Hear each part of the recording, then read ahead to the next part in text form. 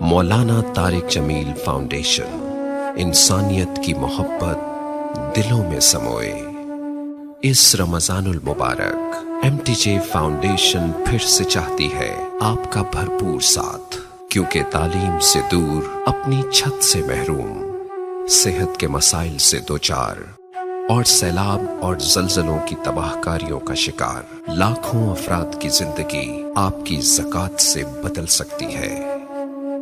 اپنی زکوٰۃ، صدقات اور عطیات MTJ فاؤنڈیشن کو دیں۔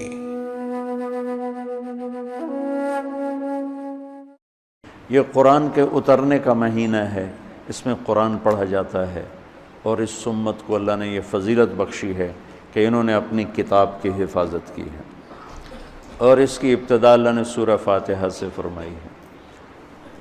تو سورہ فاتحہ جبریل لے کر نہیں آئے، جبریل آپ کے پاس بیٹھے تھے، تو ایک دھماکہ ہوا، تو آپ نے فرمایا یہ کیا دھماکہ ہے؟ کہ یا رسول اللہ، آج ایک دروازہ کھلا ہے جو پہلے کبھی نہیں کھلا، اور آج ایک فرشتہ آ رہا ہے جو آج تک زمین پہ نہیں آیا، اور ایک کلام لے کر آ رہا ہے جو آج تک کسی نبی پر نہیں آیا۔ تو وہ فرشتہ حاضر ہوا اور آپ کو دو کلام پیش کیے، ایک سورۃ فاتحہ اور ایک سورہ بقرہ کا آخری رکوع، آمن الرسول سے لے کر آخر تک۔ ابشر بنورین، آپ کو دو نوروں کی بشارت ہو، سورۃ فاتحہ اور سورہ بقرہ کا آخر رکوع۔ تو ہم تھوڑی سی بات سورہ فاتحہ پر کریں گے کہ میرے نبی نے فرمایا اوتیت المثانیہ مکان التورات والمائدہ مکان الانجیل والحوامیم مکان الزبور وفضلت بالمفصلات۔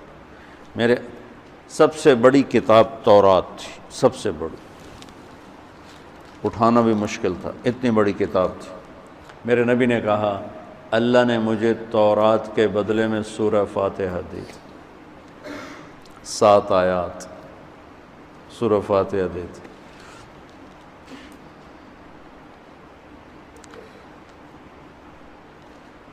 اور انجیل کے بدلے مجھے اللہ تعالیٰ نے سورہ مائدہ دے دی، انجیل سورہ مائدہ۔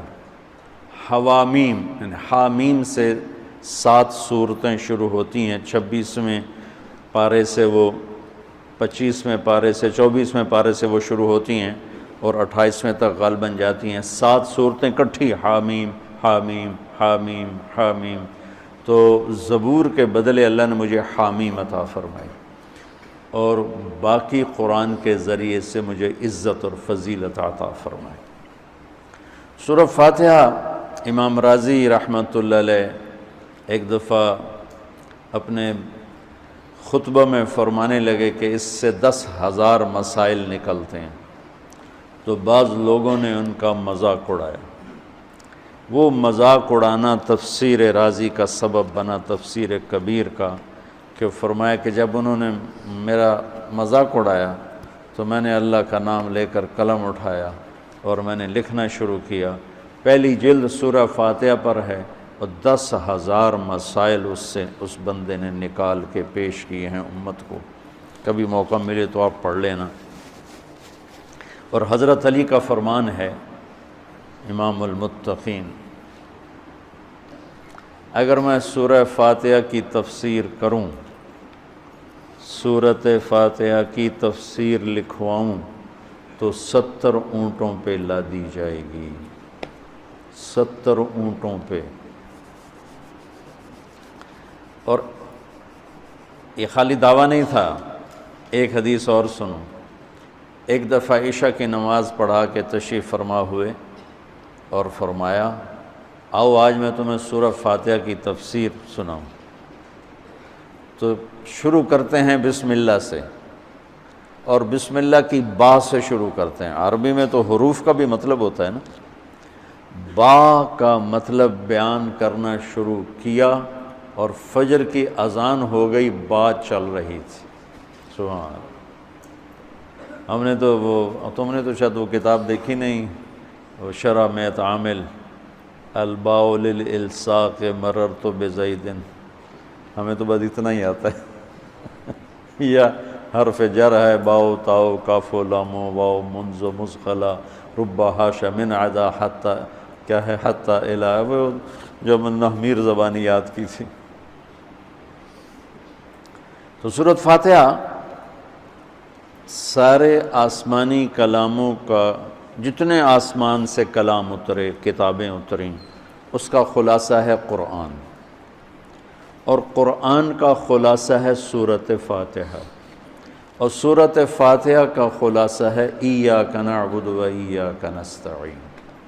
ایک اور طرح، سارے آسمانی کلاموں کا سردار ہے قرآن، اور قرآن کا سردار ہے سورۃ بقرہ، اور سورۃ بقرہ کا سردار ہے آیت الکرسی، اللہ لا الہ الا ہو۔ تو آسمانی علوم کا خلاصہ قرآن، اور قرآن کا خلاصہ سورۃ فاتحہ، اور سورۃ فاتحہ کا خلاصہ ایاک نعبد و ایاک نستعین۔ یا اللہ صرف تیری بندگی، یا اللہ صرف تجھ سے مدد، ایاک سارے طرفوں سے، وَإِذَا سَأَلْتَ فَاسْأَلِ اللَّهِ وَإِذَا اسْتَعَنْتَ فَاسْتَعِنْ بِاللَّهِ ایاک، کہ یا اللہ صرف تیری بندگی، اور یا اللہ صرف تجھی سے مانگنا، تیرے آگے جھولی بھر، دنیا بھی اسی سے مانگنی ہے اور آخرت بھی اسی سے مانگنی ہے۔ اللہ نے ہمیں دنیا پہلے سکھائی، آخرت بعد میں سکھائی۔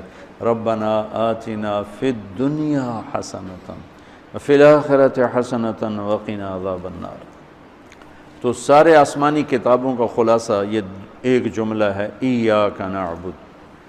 اور بندگی صرف نماز نہیں، بلکہ پوری زندگی اللہ کی چاہت میں گم ہو جائے، ڈھل جائے، اور ہر ضرورت میں اللہ ہی کی طرف ہاتھ اٹھے، مخلوق کی طرف ہاتھ۔ ایک ہوتا ہے ایک دوسرے کی مدد کے لیے، بھائی اپنا ٹریکٹر دینا، یار میری جو ہمارے ہاں ہم نے اپنی مثال دینی، جب وہ ایک دم زمین تیار کرنے کا وقت آتا ہے تو وہ 3 ٹریکٹر بھی کافی نہیں ہوتے، تو ہم کہتے ہیں جی ذرا اپنا ٹریکٹر بھیج دینا، ایک ہی دن میں ہماری زمین ساری تیار ہو جائے۔ یہ ایک دوسرے کی امداد باہمی ہے۔ مدد جہاں انسان بے بس ہے، صرف اللہ ہی کر سکتا ہے، ان چیزوں میں اللہ کے سامنے جھولی پھیلانا، اسی کو پکارنا، اسی کے آگے ہاتھ پھیلانا، اور اسی کے آگے سر جھکانا۔ حنین میں صحابہ جیسی ہستیوں نے کہا آج ہمیں کوئی نہیں ہرا سکتا، ہم بہت زیادہ ہیں۔ اللہ نے ایک حلے میں اڑا کے سب کو کہاں سے کہاں بھگا دی۔ لن نغلب من قلۃ، آج ہمیں کوئی نہیں ہرائے گا۔ تو پہلے حملے میں ہی قدم اکھڑے، اور صرف 88 آدمی اللہ کے نبی کے ساتھ رہ گئے، 12,000 بھاگ گئے۔ پھر یوم حنین اذ اعجبتکم کثرتکم فلم تغن عنکم شیئا۔ تو میرے عزیزو، سورۃ فاتحہ پورے قرآن کی چابی ہے، تمہید ہے۔ قرآن توحید بتاتا ہے، رسالت بتاتا ہے، آخرت بتاتا ہے۔ سورۃ فاتحہ میں توحید بھی ہے، رسالت بھی ہے، اور آخرت بھی ہے۔ الحمدللہ رب العالمین الرحمن الرحیم مالک یوم الدین۔ الرحمن الرحیم تک اللہ کی ذات صفات توحید ہے، مالک یوم الدین جزا سزا اور آخرت ہے، ایاک نعبد و ایاک نستعین یہ مقصد زندگی ہے، اہدنا الصراط المستقیم یہ طلب ہے زندگی کی، سب سے بڑی طلب ہدایت ہے، الصراط الذین انعمت علیہم یہ رسالت کہ جن پر تیرا انعام ہوا، اولئک مع الذین انعم اللہ علیہم من النبیین والصدیقین والشہداء والصالحین وحسن اولئک رفیقا۔ تو سورۃ فاتحہ کو مجھے کوئی یاد پڑتا ہے، ایک دفعہ میں کہیں پڑھا تھا کہ اللہ اپنی ذات کو اتنے خوبصورت انداز میں بیان کرتا ہے، الحمدللہ رب العالمین الرحمن الرحیم مالک یوم الدین۔ یہ تو غیب کے صیغے کے ساتھ بات ہو رہی، لیکن اللہ اپنی ذات کو اس قدر خوبصورت انداز میں بیان کرتا ہے کہ ان 4 لفظوں میں اللہ سامنے آ جاتا ہے تو سننے والا اللہ کو سامنے دیکھ کر کہتا ہے ایاک نعبد، تیری ہی بندگی کرتے ہیں، وَإِيَّاكَ نَسْتَعِينُ، تجھ سے مانگتے ہیں، کیونکہ اللہ کو دینے کے لیے کہیں سے مانگنا نہیں پڑتا۔ وہ میں تھا گاؤں میں تو ایک ہمارا رشتہ دار برادری میں نے سب سے دوستی لگا کے رکھی، سب سے ملتا ہوں۔ مجھے کہنے لگا طارق میاں بندہ تو بڑا چنگا ہے اور تو وابیاں نہ رل گئے کیا وابی کون ہوندے کہ جڑے پیرانو نہیں مندے ہے کہ پیرانو تو سارے مننے ہیں، اللہ دے ولیاں دا کوئی انکار ہے بھلا؟ ہاں اے آنے ہے بے پیر پتر نہیں دے سکدا تو پیر دعا دے سکدا ہے، پتر تو اللہ دینا ہے کہ ایہ تا گل ہر پیر صاحب دا کوٹا ہے اللہ کو لوگ بھی چلائے کے دے دینا، سمجھو؟ ہر پیر صاحب کا کوٹا ہے، اس کوٹے میں سے اللہ سے لے کر دے دیتا ہے۔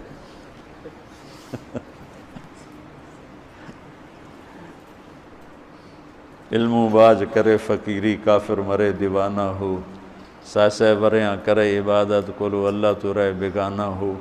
سلطان باہو رحمۃ اللہ علیہ کے 2 بول ہیں۔ تو ابراہیم علیہ السلام نے آگ میں جاتے ہوئے جبریل اور ہوا کے فرشتوں کو کہہ دیا تھا اما الیک فلا واما الی اللہ فنعم ایاک نعبد وایاک نستعین۔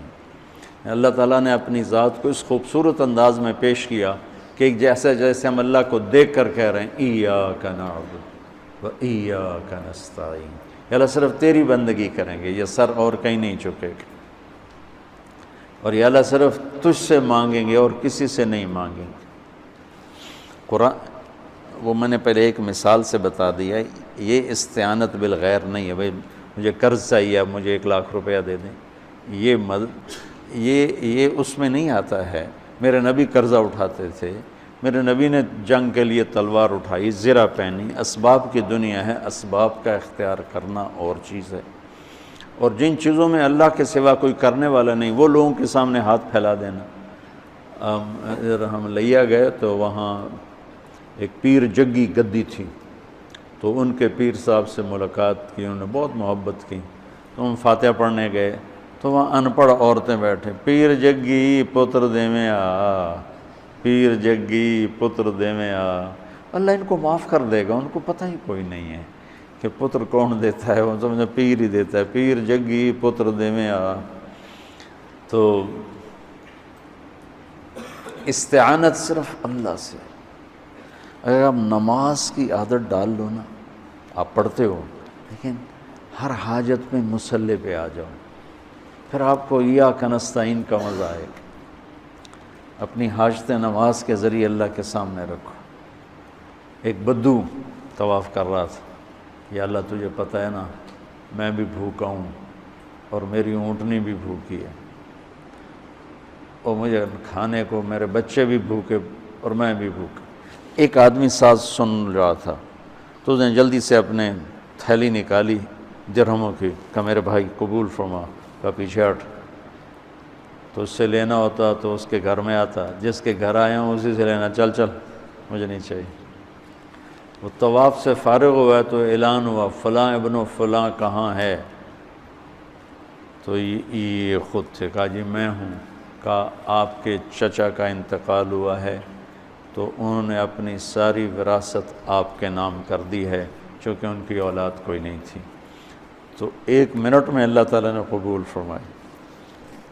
ہشام بن عبد الملک اور سالم بن عبداللہ بن عمر بیت اللہ کا طواف فرما رہے تھے، تو ہشام نے کہا سالم کوئی ضرورت تو بتاؤ، تو وہ کہنے لگے اللہ کے گھر میں ہو کر میں اللہ کو نہ بتاؤں تمہیں بتاؤں، کتنے شرم کی بات۔ تو ہشام چپ ہو گیا۔ ہشام بادشاہ تھا بنو امیہ کا۔ تو جب دونوں باہر نکلے تو ہشام نے کہا اچھا اب تو بولیے، کوئی ضرورت بتائیں۔ تو سالم بن عبداللہ بن عمر، حضرت عمر کے پوتے، کہنے لگے کیا بتاؤں، دنیا کی یا آخرت کی؟ وہ کہنے لگا دنیا کی بتاؤ، آخرت کی میں کیا پوری کروں گا؟ تو وہ کہنے لگے دنیا تو کبھی اللہ سے نہیں مانگی، تجھ سے کیا مانگا؟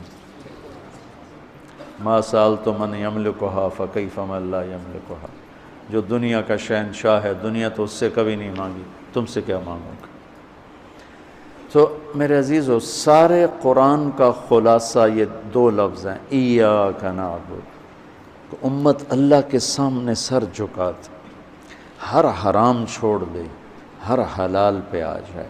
بندگی صرف نماز نہیں ہے، بازار کی بندگی کیا ہے؟ سچائی، ناپ تول کا پورا ہونا، وعدے کا وفا کرنا، کھوٹ ملاوٹ سے بچنا، یہ بازار کی عبادت ہے۔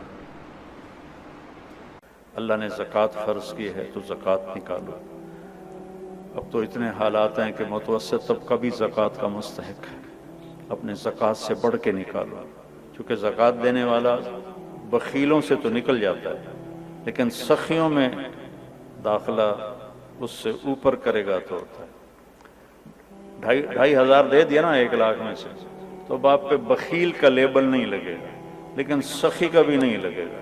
اوپر 54 خرچ کر دو تو ایک سٹیپ آپ آ جائیں گے۔ سخی بن کے زندگی گزارو، لوگوں پہ خرچ کرنے کا مزہ بہت ہے، جوڑنے کے مزے سے زیادہ لگانے کا مزہ ہے۔ تو رمضان آ رہا ہے، خرچ کریں، زکوٰۃ سے بڑھ کر دیں، انتہائی ضرورت مند ہیں ہمارے لوگ۔ ابھی تو وہ جو سیلاب سے جو گھر گرے تھے ابھی تو وہ ہی نہیں بنے، کتنے ہزاروں لوگ بے گھر بیٹھے ہوئے ہیں۔